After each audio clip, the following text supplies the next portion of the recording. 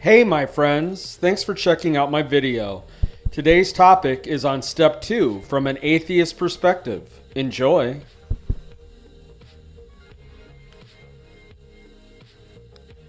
Well, hello out there, my loyal podcast fans and friends. This is the Recovery Atheist, and I've decided we go ahead and do a quick episode dealing with step 2 and my perspective, an atheist's view and perspective on what step 2 is and what it involves. Now, I did an episode yesterday about step 1, and I kind of did my whole ranting about AA and the underlying tones that it has. It's Christian undertones dealing with God and a higher power, and how it just doesn't work for me. So what I'm going to do is, like I said, I'm doing a 12-part series with this, and I decided to do step 2 tonight, just to put another one out there and have another one to have out there for us to discuss and talk about. So step 2 is came to believe in a power greater than ourselves can restore us to sanity. Now I want to break that down. A power greater than ourselves. Now, at first, as an atheist, for me to look at that, I'm like, okay, so you're meaning God? It doesn't have to be that way. I've looked at it, like I said, I've adjusted. I'm doing the 12 steps right now, but I've adjusted it according to what I need to do for myself and what's going to work rationally for me. So that being said, a power greater than myself. Yes, I can believe in that, and for me that's science. It is a power greater than myself. I cannot control a lot of science, and there's a lot of science that I don't understand, even to the point of, Neil deGrasse Tyson and some of the smartest individuals in the world do not understand everything about science. So I can definitely come to believe in that. That there's something greater than myself out there that I do not control and that I do not have control over.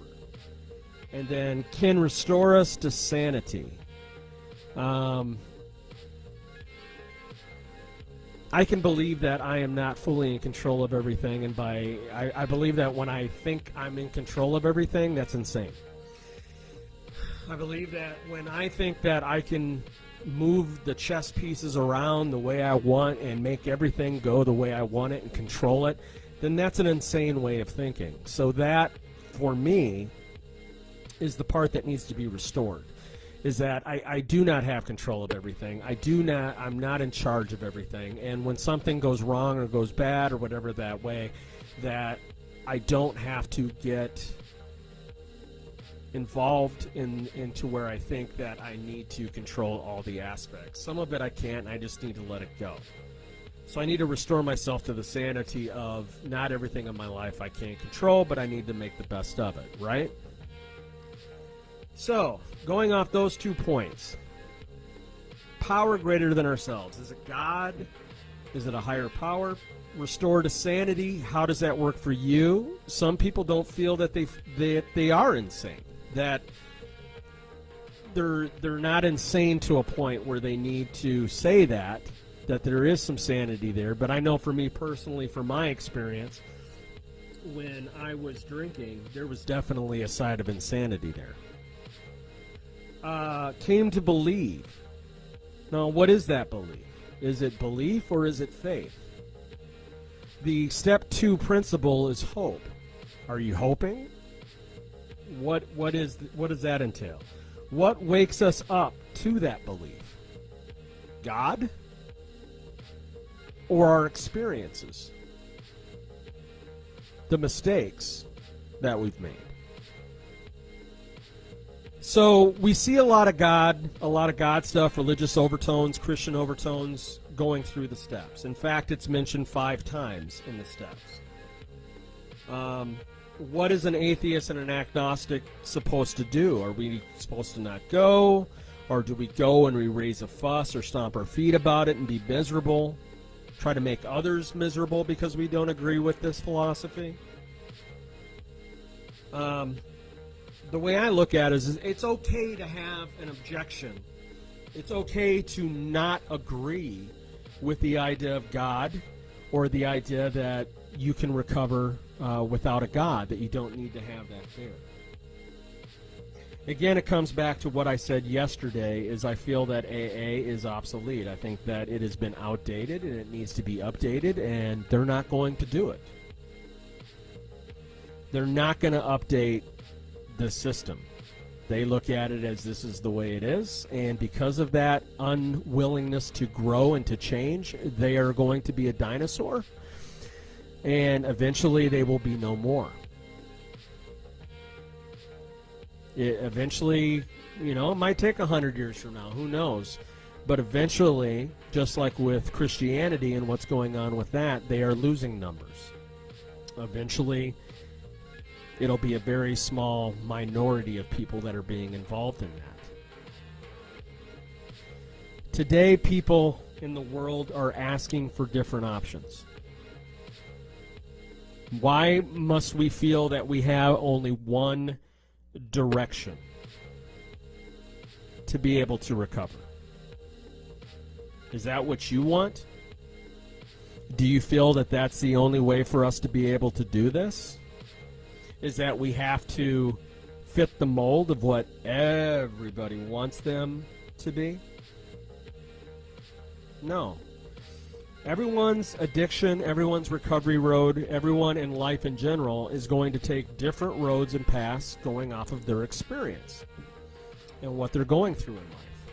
So we cannot fit that individual into the same mode and expect them to get the same results.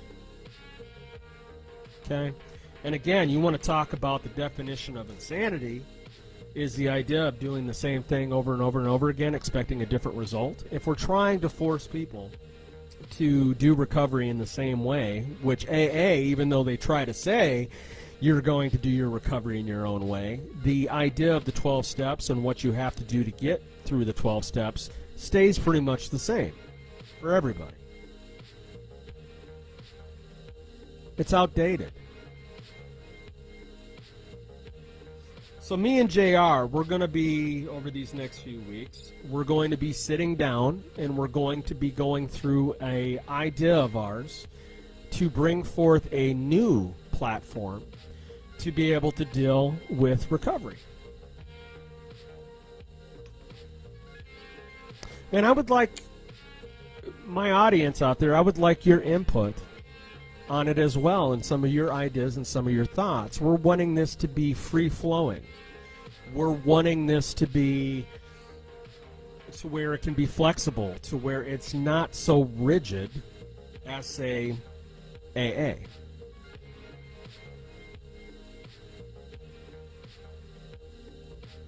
So what are your experiences with AA? What are your experiences with dealing with step 2? Have you come to believe in a power greater than yourself to restore you to sanity? This one is a tough one for me. I can argue in certain ways. Like I said, if you're talking about a power greater than myself and being a god or a higher power, then no, I'm not going to go with that. But can I believe in other powers greater, like science? Yes. But again, it comes back to the idea is I don't pray to science. I don't meditate on science. I don't worship science. There's a reason why in the big book there's the 3rd step prayer, the 7th step prayer. There's a reason why that's what they call them. They're wanting you to believe that there's a God. I cannot go with that format. So I've had to adjust it. I've adjusted it to more of a progressive, secular way. I'm taking the steps as with a grain of salt, really. I'm taking it with an idea of these are certain principles that I can apply, but I'm not going to allow the God and higher power aspect distract me from what the ultimate goal and purpose is of what I'm trying to do in my recovery. So I'm getting through this right now, trying to adjust it according to what my beliefs are and what my purpose is. I would like to eventually down the line not have to have that be the case. I would like to be able to bring forth a recovery platform, a system to where we can do this together without having to talk about God or a higher power. We can talk about our experiences and share those experiences and be able to relate to each other and gain power and strength from each other without having to have it be a God or a higher power. Now, that's easier said than done. Not everyone's going to understand that. Not everyone's going to agree with it. We're going to have people that are going to challenge us every step of the way when it comes to that. But nothing ever changes easily. It takes effort. It takes people of the same mind, of the same idea, of the same desire for that change to come together to be able to do it.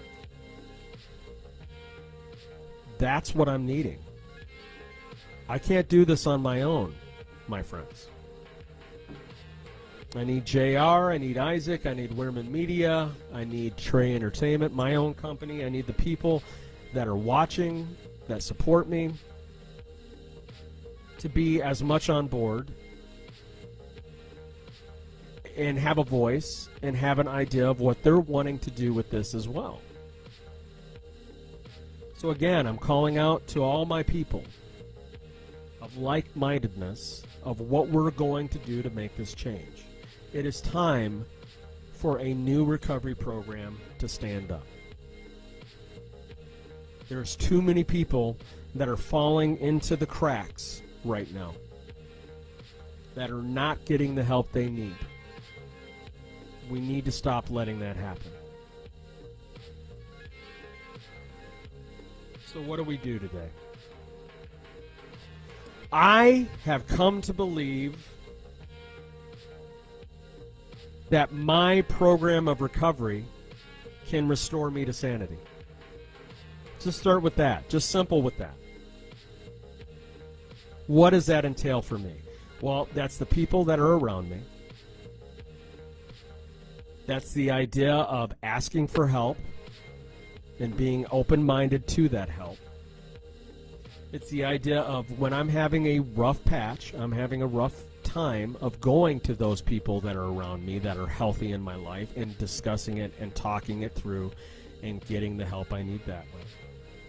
It comes from therapy. I go to mental health therapy to be able to help with some of my traumatic events that have happened that have led me down the road to want to use to cover up that pain, that emptiness, that void.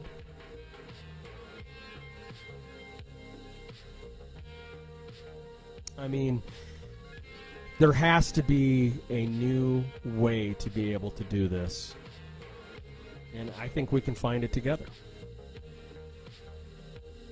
By doing what I've done and what I'm doing to adjust, it is restoring me to my sanity. And I'm doing it without God. This is a program that can be done, recovery can be done, without having God or a higher power involved. It's been proven.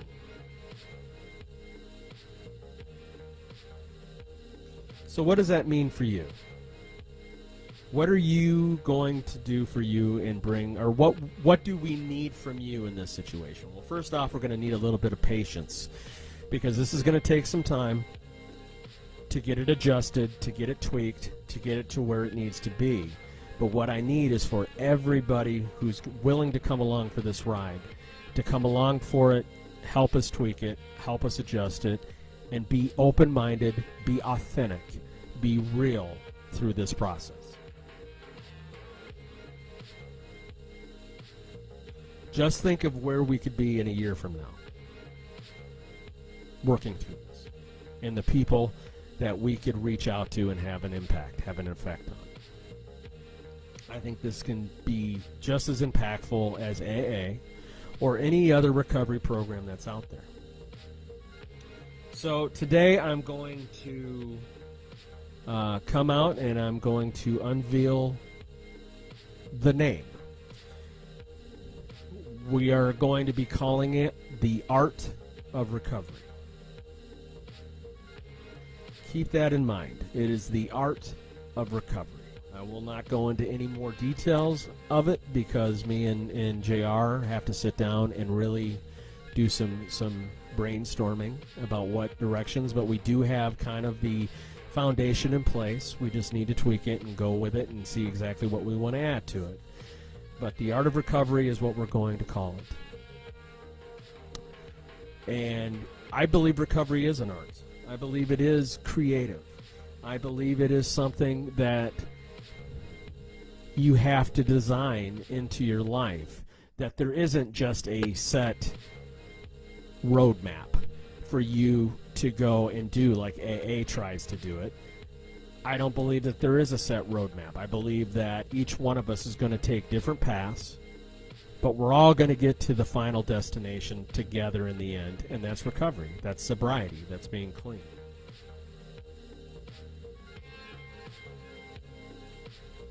I think we all can do this together. I think we'll all strengthen each other and grow and become stronger individuals together. Do you want to be a part of that? I hope so. I hope you do. I hope you want to be a part of what we're trying to bring to the table here. I want to see, like I said yesterday, if AA and the steps are what you need in your life and your recovery, then so be it. I'm not here to put you down for that. But it's time for the outsiders, the ones that don't relate to what the 12 steps are, to get the help they need. They have been neglected for far too long. It is time for us to start focusing on the people that need the help the most. And that's people like you and me out there who don't believe in God, who don't believe in a higher power that way.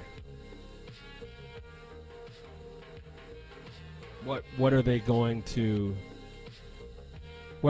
to do to be different? And thank you, Raven. I love that you said carry you with me, because that's what I say at the end. You can take me with you wherever you go. No, I want us to be able to grow, and I don't see it happening in AA.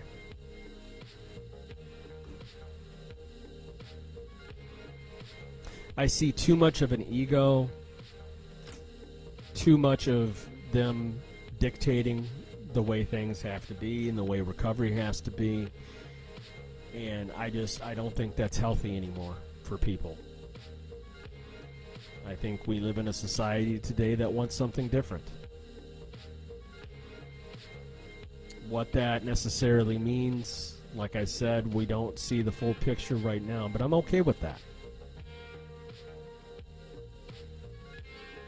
I'm okay with us not having a set, rigid idea. I want it to be free-flowing. I want it to be flexible. I want it to be something that we can grow and build together. I don't want it to be something that this is just the way it is, and this is how you got to do it, and if you don't do it this way, then, you're being an idiot. That's how I feel about AA. That's how I feel they treat people. And I know, I've seen it. I've done it. I've done it for 18 years. I've seen it how it's been played to me. I've seen how other people have done it to other people. And I think it's outdated. I think it's wrong. I think it's, you're not helping, you're hurting. Especially some of the old-timers that I hear talking in some of those meetings. It's like, oh my God, shut up. You're not helping people. You're hurting them. For your own ego, for your own selfish needs, because you think you're right. Let's stop worrying about who's right and wrong. Let's start thinking about how we can get help. And I don't think AA is humble enough to do that. They have all the answers. So that's where I'm at today. I knew it wasn't going to be too long of an episode. I knew it was going to be something a little bit shorter today. Because the meat and potatoes of the steps that I'm going to get into is 3 going into 4 and 5. Once you get into 4, oh boy, I'm going to have some fun with that one. I'm going to enjoy that one. And that's something definitely to look forward to. So step 2, came to believe in a power greater than ourselves can restore us to sanity. Look into that for yourself. What does that mean to you? What does that involve? I have admitted that I'm addicted to alcohol, and my life had become unmanageable. I've become powerless with that, and I have come to believe in a power greater than myself that can restore me to sanity, which mainly is the people around me, the fellowship I have, the people who have gone before me and have gotten recovery. I will sit there and say that they are a power greater than myself because they have been able to do something I've not been able to achieve. So when you look at those first 2 steps, I have accomplished it. So my next episode will be moving forward into step 3. And I'm going to do some investigating into that. It won't be this weekend. I'm going to save it for next weekend because I want to research 3 and 4, and I want to make sure I get all the angles of it covered to where I have substance to bring. Step 2 is actually a pretty easy step to sit there and look at it from my point of view and my perspective. So with that being said, I'm going to go ahead and end this episode today. I love everybody out there. This is the Recovery Atheist saying be safe out there, and remember, it's not that I'm right or that I'm wrong. It's just my perspective. All right? Be safe. Peace. Hey again, friends. Thanks for watching my video today. Today's topic was Step 2 from an atheist perspective. Please subscribe to my YouTube channel, The Recovery Atheist, or you can email me at therecoveryatheist@gmail.com.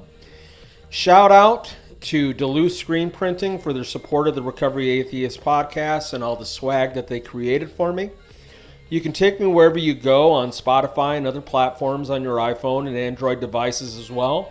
Take me on the go when you're on the go. Be safe out there.